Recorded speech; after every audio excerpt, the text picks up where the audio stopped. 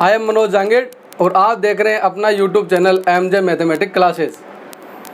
तो आज अपन अगला टॉपिक स्टार्ट कर रहे हैं matrix. This is a so easy topic, यानी कि सबसे इजी सबसे अच्छा टॉपिक है क्लास 12th का। मैट्रिक्स सबको समझ में आती है, यानी कि सीधी सी बात है, मैट्रिक्स के अपने पास 3 एक्सरसाइज है और तीनों टॉपिक्स इजी हैं। तो और तीनों के नंबर्स 10 नंबर के टोटल हैं आरबीएससी के अकॉर्डिंग। तो आज अपन स्टार्ट करते हैं अपना टॉपिक मैट्रिक्स। तो देखिए matrix, what is the matrix. Matrix क्या है, इसकी डेफिनेशन क्या होती है, इसकी डेफिनेशन क्या होती है। सीधी सी एकदम इजी सा डेफिनेशन है इसका। डेफिनेशन क्या है, the rearrangement of numbers in row and column. The rearrangement of a number in row and column, यानी कि नंबरों को यानी कि संख्याओं को पंक्तियों और स्तंभों में सजाने के तरीके को अपन क्या बोलते हैं, मैट्रिक्स बोलते हैं। यानी कि सीधी सी बात है, नंबरों का अरेंजमेंट आपने एक रो और कॉलम में कर दिया तो उसको अपन क्या बोलते हैं, मैट्रिक्स बोलते हैं। जैसे असेंबली में, स्कूलों में असेंबली लगती है तो रो के अंदर एडजस्ट करते हैं कि नहीं करते। तो इनको रो में एडजस्ट कर देंगे, 3-4 रो हो गई। तो उन रो को किसी एक फिक्स्ड बॉक्स के अंदर, यानी इसको बॉक्स नहीं बोलते, उसको नोटेशन होता है, उसके अंदर जब अपन उसको पैक कर देते हैं तो उस नोटेशन के साथ इसको बोलते हैं अपन मैट्रिक्स। द डेफिनेशन क्या है, the rearrangement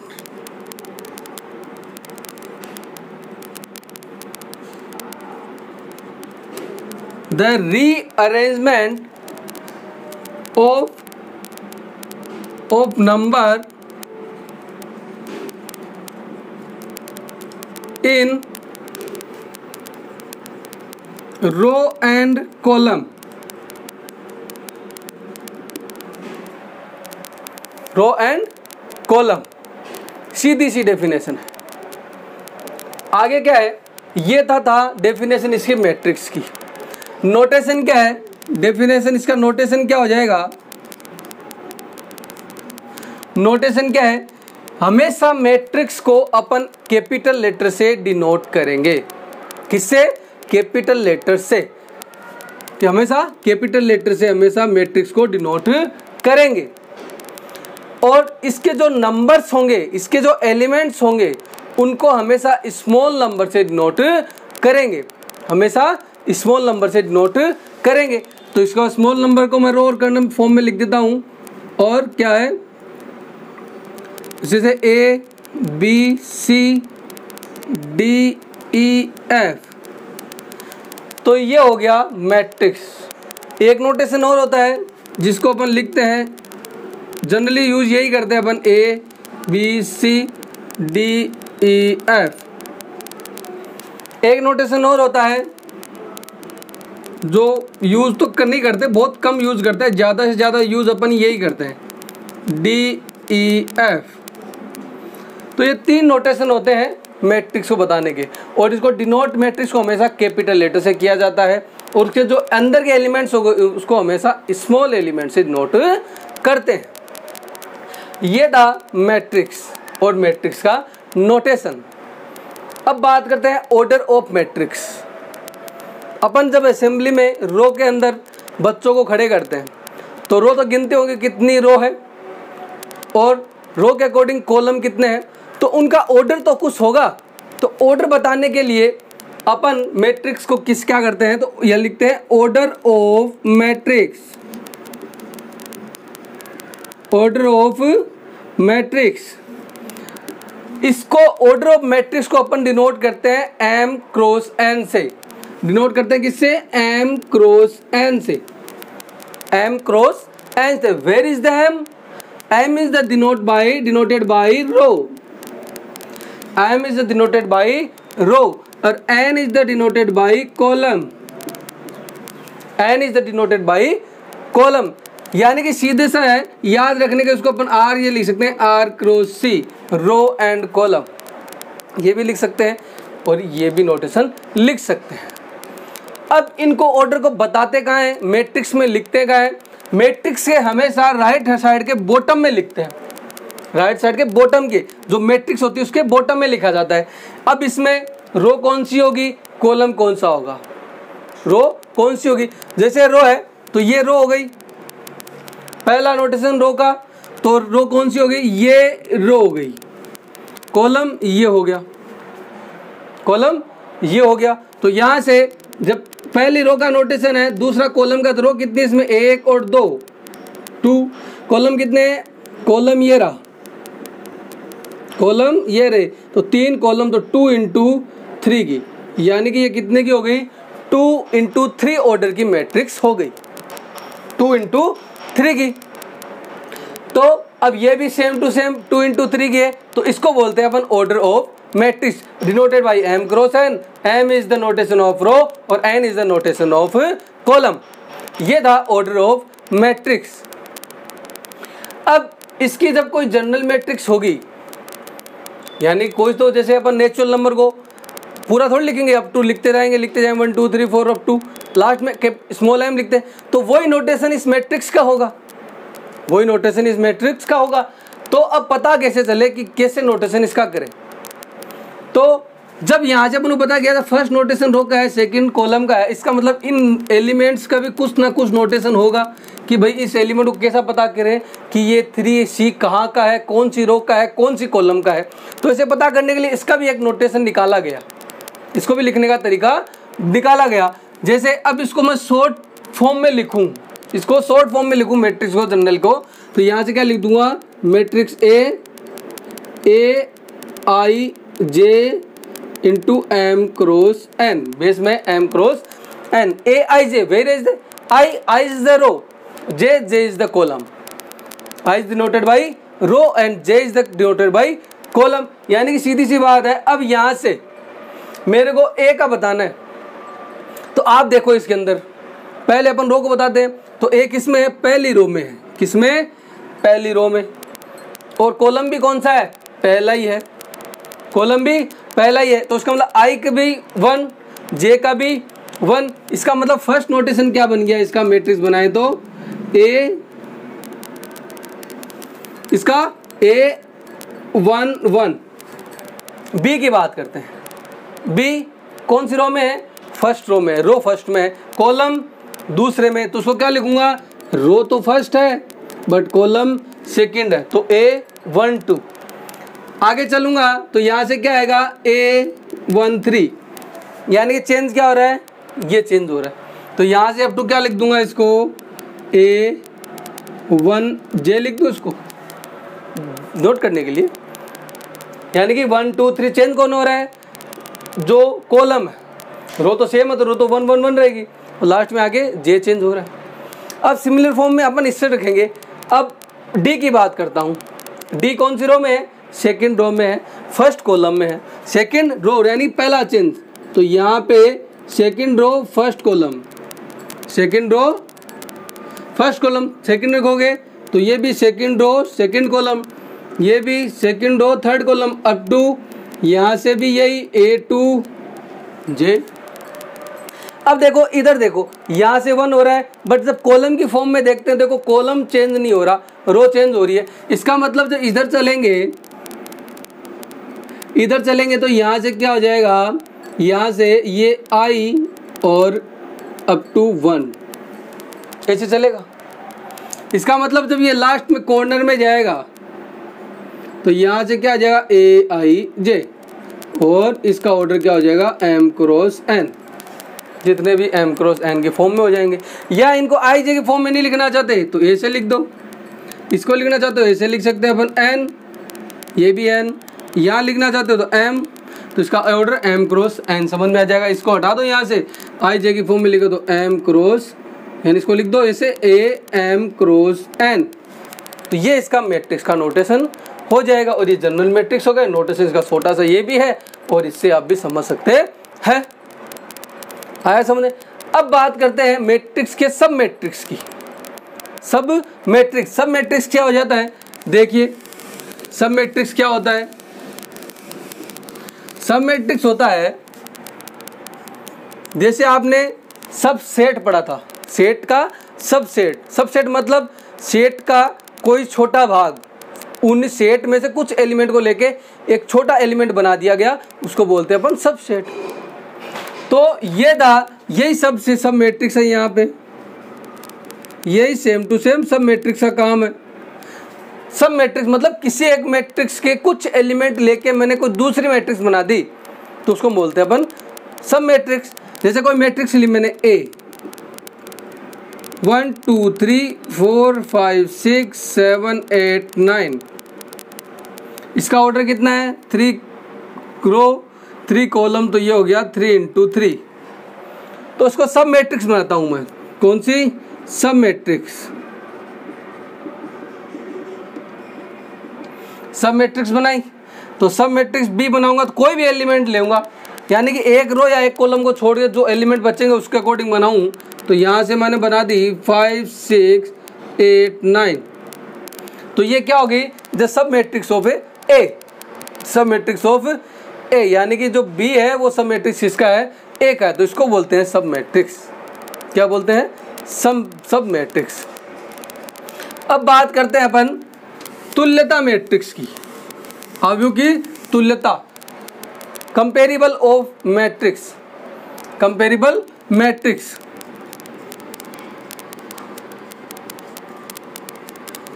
comparable matrix Hindi बोलते हैं इसको तुल्यता या अवयव की तुल्यता। अवयव की तुल्यता। कंपेरेबल ऑफ मैट्रिक्स मतलब अवयव की तुल्यता। अवयव की तुल्यता मतलब जब कोई दो मैट्रिक्स अपने पास इक्वल में दे रखी हो, यदि उनके ऑर्डर सेम है, ऑर्डर मतलब रो और कॉलम दोनों की सेम है, एलिमेंट से मतलब नहीं है, अपने को खाली कंपेयर करना है, कंपेरेबल करनी है, तुल्यता बताना है, दोनों को तुल्य है या नहीं। तुल्य मतलब दोनों के ऑर्डर सेम होने चाहिए। फॉर एग्जाम्पल जैसे कोई दो मैट्रिक्स दे रखी है अपने को ABCDEF, इक्वल में रख दिया मैंने 1 2 3 4 5 6, इनके ऑर्डर देखने अपने को। ऑर्डर देखेंगे तो यहाँ से क्या आ जाएंगे, जैसे मैंने लिख दिया इनके ऑर्डर कितने हो गए 2 × 3, इसका भी 2 × 3। इसका मतलब ये कंपेरेबल मैट्रिक्स है, अवयव की दोनों की तुल्यता है। क्यों? दोनों के ऑर्डर सेम है। यदि ऑर्डर सेम है तो उनको बोलते हैं कंपेरेबल ऑफ मैट्रिक्स या कंपेरेबल मैट्रिक्स। अब बात करते हैं अपन इक्विलिटी ऑफ मैट्रिक्स की। किसकी? इक्विलिटी ऑफ मैट्रिक्स की।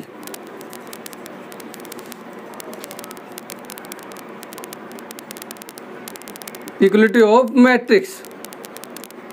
अब इन दोनों में डिफरेंस क्या है? अवयव की समानता,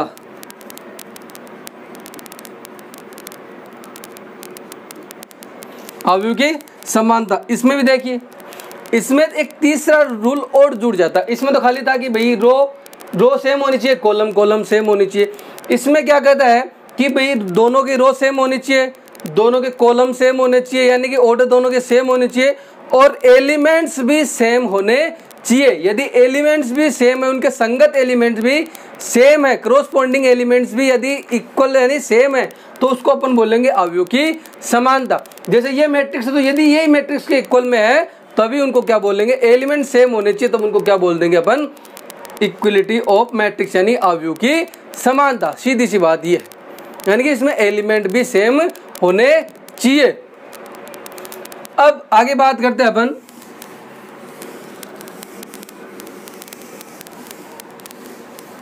अपने पास ये चीजें बातें होगी अवयव की समानता वगैरह। अब अपन बात कर लेते हैं कंपोनेंट्स ऑफ मैट्रिक्स, यानी कि अवयव के जो कंपोनेंट्स बोलते हैं,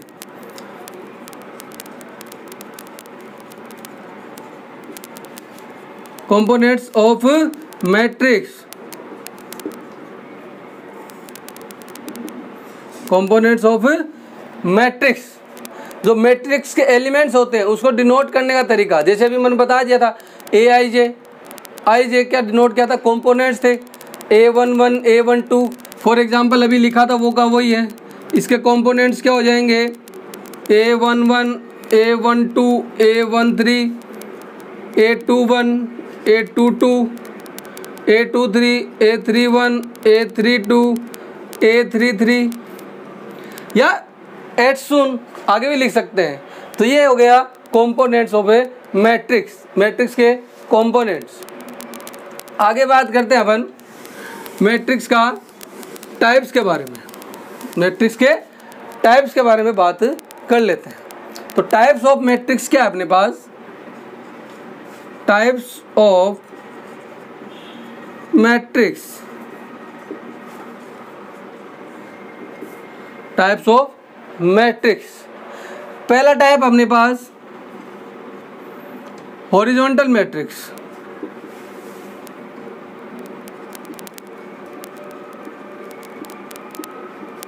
हॉरिजॉन्टल मैट्रिक्स क्षैतिज,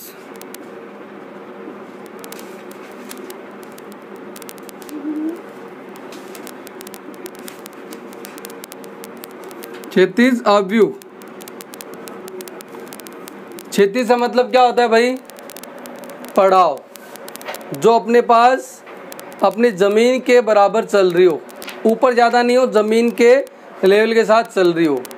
ज़मीन के लेवल के साथ जब मैट्रिक्स चलेगी तो उसमें रो की नंबर ज़्यादा होने चाहिए या कॉलम के, यदि अपने ज़मीन के साथ चलाना है तो ऐसे चलेगी, यानी कि कॉलम्स नंबर ज़्यादा होने चाहिए ना कि रो। तो इसमें क्या होता है क्षैतिज मैट्रिक्स के अंदर, हॉरिजॉन्टल मैट्रिक्स के अंदर, मैट्रिक्स के अंदर को नंबर ऑफ कॉलम्स ज़्यादा होंगे according to number of row, number of column ज़्यादा हो गया according to number of row. यानी कि यहाँ पे रो की जो कॉलम के नंबर है, number of column greater than होंगे नंबर ऑफ रो के अकॉर्डिंग, नंबर ऑफ रो के अकॉर्डिंग क्या होंगे, नंबर ऑफ कॉलम ज़्यादा होंगे, तब इसको अपन बोलते हैं क्षैतिज आव्यूह। अब सेकंड है vertical, vertical matrix. Vertical matrix मतलब ऊर्ध्वाधर, ऊर्ध्वाधर आव्यूह। ऊर्ध्वाधर मतलब ऊपर उठी हुई। अब ऊपर उठेगी तो भाई नंबर ऑफ कॉलम ज़्यादा होंगे या नंबर ऑफ रो, ऊपर मैट्रिक्स को तो बढ़ाएंगे तो नंबर ऑफ रो ज़्यादा होगी। तो यहाँ से क्या हो जाएगा, इसके अंदर नंबर ऑफ रो है वो ग्रेटर होंगे नंबर ऑफ कॉलम के अकॉर्डिंग, नंबर ऑफ कॉलम के अकॉर्डिंग नंबर ऑफ रो ज़्यादा होंगे। इसको बोलते हैं अपन वर्टेक्स, वर्टिकल मैट्रिक्स। थर्ड है स्क्वायर मैट्रिक्स, स्क्वायर मैट्रिक्स यानी कि वर्ग आव्यूह। वर्ग आव्यूह का नाम से पता चल रहा है वर्ग, वर्ग क्या होता है, स्क्वायर क्या होता है, चारों तरफ से समान होता है, चारों तरफ से इक्वल होता है। यानी कि इसमें भी चारों तरफ से इक्वल, चारों तरफ से इक्वल का मतलब इसमें रो और कॉलम इक्वल होंगे, रो और कॉलम इक्वल होंगे, इसका मतलब दोनों बराबर, इसका मतलब इसमें रो भी इक्वल होगी और कॉलम भी इक्वल होगा। तो फॉर एग्जांपल कोई भी मैट्रिक्स है जिसमें रो और कॉलम हो तो 1 2 3 4, तो ये क्या है 2 × 2, इसका मतलब ये स्क्वायर मैट्रिक्स है, वर्ग आव्यूह है। ऐसे मतलब वर्ग नाम से पता चल रहा है वर्ग, यानी कि जो मैट्रिक्स वर्ग की फॉर्म में हो जिसमें रो और कॉलम इक्वल हो तो उसको बोलते हैं अपन वर्ग मैट्रिक्स यानी कि स्क्वायर मैट्रिक्स। आगे चौथा बात करते हैं, चौथा टाइप अपना डायगोनल मैट्रिक्स, डायगोनल मैट्रिक्स।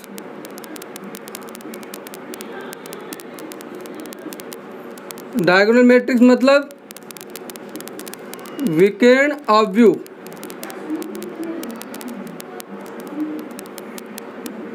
विकर्ण आव्यूह। अब यहाँ पे बात होती है विकर्ण आव्यूह क्या होते हैं, विकर्ण आव्यूह क्या होते हैं। इसका मतलब वो मैट्रिक्स जिसमें विकिरण के एलिमेंट्स होने चाहिए, विकिरण के एलिमेंट्स होने चाहिए। अब बात आती है विकिरण के। विकिरण ने अपन ने अब तक 2 विकिरण पढ़े हमेशा, या एक तो कौन सा विकिरण होता है, एक तो इस साइड का विकिरण होता है, एक इस साइड का विकिरण होता है। तो फिर यहाँ कन्फ्यूजन आता है, ये शक्तिमान नहीं है, शक्तिमान वाला साइन नहीं है, ये है विकिरण वाला। तो विकिरण का क्या मतलब, 2 विकिरण होगा। ये कौन, एक विकिरण ले चाहे आप ये विकिरण ले, यहाँ से क्या पता करें, तो अकॉर्डिंग टू डेफिनेशन पता चलता है विकिरण की कौन सा विकिरण अपने पास लेना चाहिए, कौन सा डायगोनल मैट्रिक्स के अकॉर्डिंग होगा। तो इसका डेफिनेशन क्या है विकिरण की, कि Aij इक्वल टू 0, Aij 0 होगा कब, when I not equal to j। इस डेफिनेशन के अकॉर्डिंग वो ये डायगोनल लेके चलता है, ना कि ये। अपने पास डायगोनल का नाम आते हैं, 2 ऑप्शन आते हैं कि ये डायगोनल होगा या ये डायगोनल। सर ने तो खाली ये डायगोनल बताया था, क्यों बताया था, रीजन ये था कि Aij इक्वल टू 0 होगा कब, when I not equal to j। जब I j के इक्वल नहीं होगा तभी Aij का रिजल्ट क्या हो जाएगा, 0 होगा। अब इसका मतलब अपने पास जो रिजल्ट होता है कंपोनेंट्स ऑफ एलिमेंट्स अपने पास। अब विकिरण मैट्रिक्स का अपन क्या मैट्रिक्स बनाए भाई, अब विकिरण किस में निकलेगा, डायगोनल किस में निकलेगा, जब मैट्रिक्स स्क्वायर होगा तभी तो डायगोनल निकलेगा, तभी तो डायगोनल निकलेगा। इसका मतलब जो डायगोनल मैट्रिक्स है वो स्क्वायर मैट्रिक्स तो होना ही जरूरी है। पहले रीजन, जब डायगोनल मैट्रिक्स होगा वो स्क्वायर मैट्रिक्स जरूर होगा। अब जब स्क्वायर मैट्रिक्स होगा तो इसको स्क्वायर मैट्रिक्स बनाना पड़ेगा। तो बना लेते हैं 1, जिसको लिखते हैं अपन जनरल मैट्रिक्स फॉर्म में, A11 A12 A13 A21 A22 A23 A31 A32 A33, ये अपने पास मैट्रिक्स हो गई। अब देखिए according to result Aij equal to 0 when I not equal to j, I और j बराबर नहीं है तब वहाँ पे रिजल्ट क्या होगा, 0 होगा। तो किस किस में बराबर नहीं है देखो, तो अपन डायगोनल मैट्रिक्स बनाते हैं, डायगोनल मैट्रिक्स बना देते हैं। इसकी ये तो जनरल मैट्रिक्स लिखी थी, तो इसकी यहाँ से क्या आ जाएगा, I और j दोनों बराबर नहीं है, वहाँ पे Aij 0, यहाँ बराबर है तो ये का ये रहेगा, ये दोनों बराबर नहीं है 0, ये भी बराबर नहीं है 0, ये भी बराबर नहीं है 0, ये है तो ये A22, ये बराबर नहीं है 0, ये भी 0, ये भी 0 और ये 3 तो इसको बोलते हैं अपन डायगोनल मैट्रिक्स। इसका मतलब ये डायगोनल इसका रहता है, ना कि ये क्यों नहीं रहता, ये इसका रिजल्ट था। तो ये इसका इम्पोर्टेंट चीज़ है कि ये डायगोनल क्यों आता है। यहाँ पे क्लियर, आगे बढ़ते हैं। आगे अपने पास 5वां है रो मैट्रिक्स। 5वां क्या अपने पास, रो मैट्रिक्स, यानी कि पंक्ति अवयव। पंक्ति अवयव मतलब ऐसी मैट्रिक्स जिसमें खाली पंक्ति हो, एक ही पंक्ति हो, जिसमें पंक्ति एक ही हो, कॉलम कितने भी हो सकते हैं। इसका मतलब इसमें रो 1 कॉलम n। इसका मतलब यहाँ से क्या हो जाएगा, अपन डिनोट करते हैं इसको m क्रॉस n से। तो m का नोटेशन किसका है, रो का, ये कॉलम का। तो यहाँ से क्या आ जाएगा, इसका मतलब रो सिंगल होनी चाहिए, तो ये हो जाएगा 1 क्रॉस n, जिसमें एक ही रो हो। तो यहाँ से एक मैट्रिक्स बन जाएगी अपने पास 1 2 3 up to 1 2 3 4 up to n। तो यहाँ से क्या जाएगा 1 क्रॉस n। इसमें रो कितनी है, एक कॉलम देखो 1 2 3 4 अप टू n, तो ये हो जाएगा 1 क्रॉस n का। सेम थिंग यहाँ से क्या है, पंक्ति अवयव यानी रो मैट्रिक्स पढ़ लिया तो क्या होगा, कॉलम मैट्रिक्स यानी कि स्तंभ अवयव।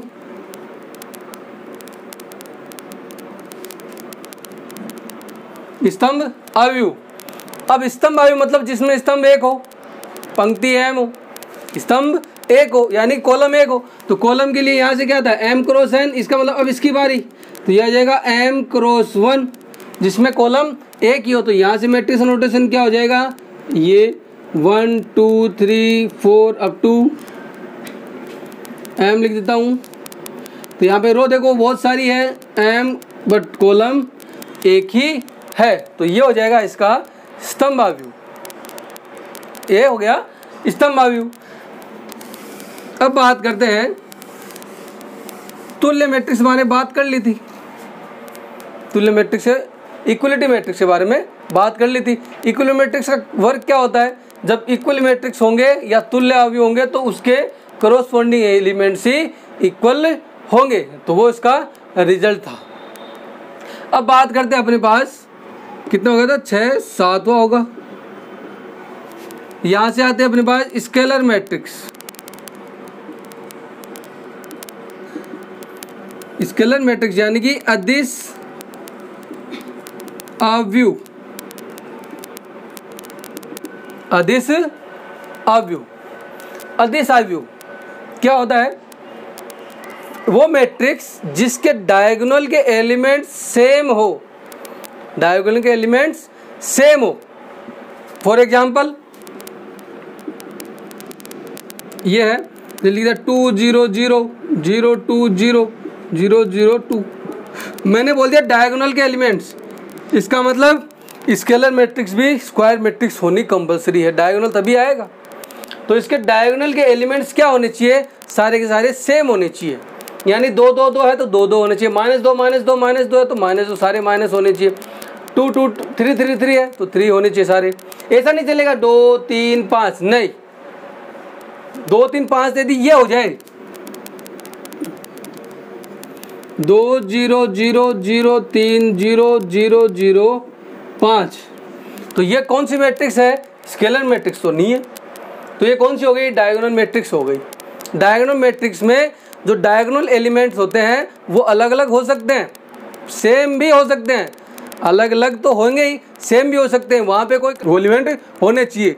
यानी कि ये भी हो सकता है यहाँ पे मैं 0 कर दूँ तो ये भी डायगोनल एलिमेंट्स है, ये डायगोनल मैट्रिक्स है, सारे 0 नहीं होने चाहिए, ठीक है।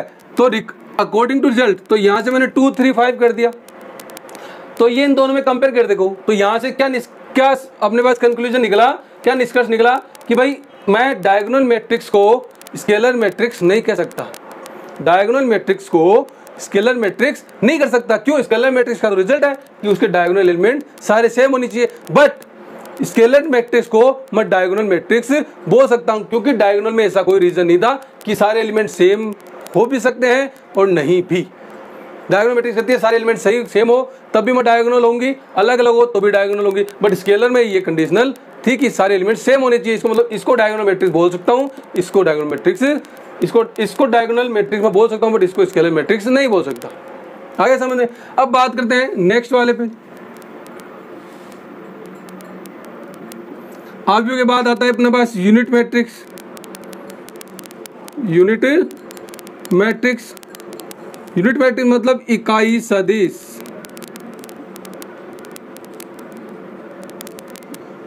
इकाई सदिश, इकाई सदिश का नोटेशन होता है आई। क्या होता है, आई, जिसको अपन आई से नोट करते हैं, इस मैट्रिक्स को आई से नोट करते हैं।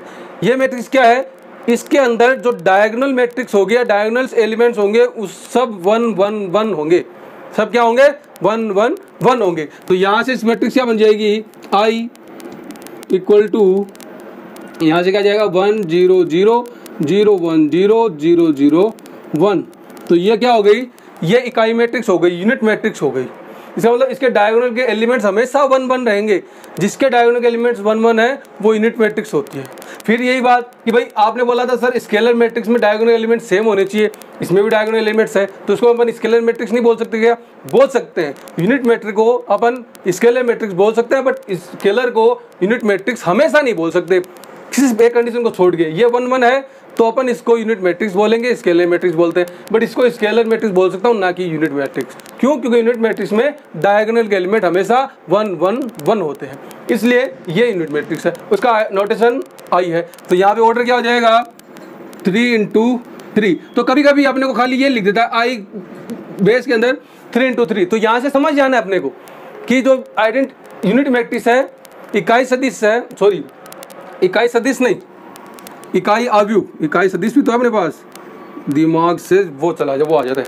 तो 3 × 3 मतलब ये आई 3 गुणा 3 की अपने पास क्या है, इकाई मैट्रिक्स है, या 2 भी हो सकती है, I 2 × 2। अब कभी कभी आपने ये चेक किया गया, यदि मैं इन दोनों को मल्टीप्लाई कर दूं तो नंबर ऑफ एलिमेंट्स आ जाएंगे कि अपने पास मैट्रिक्स में नंबर ऑफ एलिमेंट कितने हैं। तो 2 को 2 से मल्टीप्लाई करो, 4 आते हैं तो 4 एलिमेंट्स की बनती है। 3 × 3 को करते हो तो 9 आते हैं तो 9 एलिमेंट्स है। अब आप बोलोगे सर ये दोनों सेम होने जरूरी है क्या? कोई ज़रूरी नहीं है। आप 2 × 3 को करोगे तो कितना आएगा, 6 आएगा, तो 6 एलिमेंट की 2 × 3 बनेगी या 3 × 2 बनेगी। कैसे मल्टीप्लाई कर लो, जो नंबर ऑफ उनको मल्टीप्लाई करेंगे तो नंबर ऑफ एलिमेंट्स अपने पास टोटल आ जाएंगे। तो ये तो था अपने पास मैट्रिक्स का थोड़ा सा इंट्रोडक्शन। ये उनके टाइप्स के बारे में थे, ये इनका नोटेशन था, ये था मैट्रिक्स। अपन मैट्रिक्स ट्यूशन में नेक्स्ट वीडियो में पढ़ेंगे। धन्यवाद।